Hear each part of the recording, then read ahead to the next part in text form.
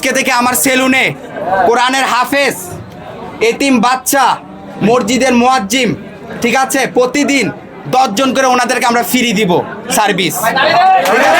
গাড়ি ভাড়া করবো 4000 5000 টাকা দিয়ে, শো আপ করবো যে এটা আমার গাড়ি।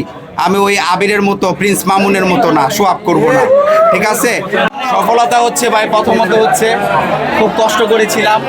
বাবা আমাকে বলতো পরিশ্রম করবি যেদিন সেদিন বুঝতে পারবি যে বাবার দায়িত্ব কত। বড় ভাই বলতো যে আমি বিদেশ বরফে দাঁড়িয়ে টাকা ইনকাম করতেছি, তুই এই টিকটক মিকটক করস, তুই একদিন বুঝবি যে তুই যখন পরিশ্রম করতে যাবি।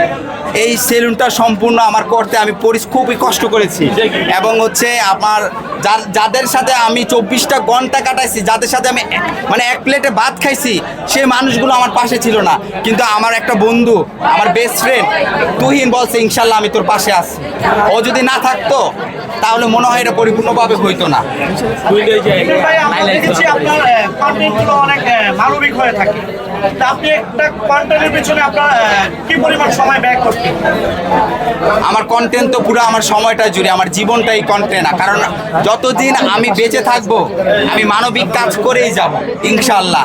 আর আরেকটা ঘোষণা আমি দিচ্ছি, আরেকটা ঘোষণা আমি সবাইকে দিচ্ছি, সেটা হচ্ছে আমি সেলুন দিয়েছি, কোনো ল্যাপটপ বিজনেস করব না, কোনো শো আপ করবো না। আজকে কোটটা পরছি নর্মালিভাবে, আমি কিন্তু আসছি রিক্সা দিয়া, ঠিক আছে। কারণ আমি সাধারণ মানুষ, মধ্যবিত্ত পরিবারের সন্তান। প্রত্যেকদিন 10 জন করে ফ্রি হবে। কারণ আমার কাছে আমার মনে হয় মহান রব্বুল আলামিন বলেছে, এতিমদের তুমি যদি আল্লাহকে পেতে চাও তাহলে এতিমদেরকে ভালোবাসো। বান্দা আমি তোরে দেখবো, আমি তোর রিজিকের ব্যবস্থা করে দিব। আর এটা আমি সিদ্ধান্ত নেওয়ার পর কিছু সেলুন ব্যবসায়ী আছে বলে কি তোলে তো তোমার ব্যবসা লাড়ে উঠবে।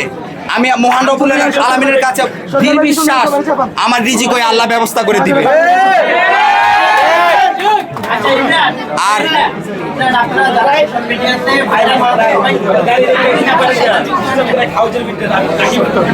এখন আমি পরিপূর্ণভাবে এই জিনিসটা কথাটা আমি ক্লিয়ার করে দিচ্ছি। আমরা যারা বেশিরভাগ Facebook content creator, YouTuber, TikToker, তারা কেন সেলুন ব্যবসা দিচ্ছে?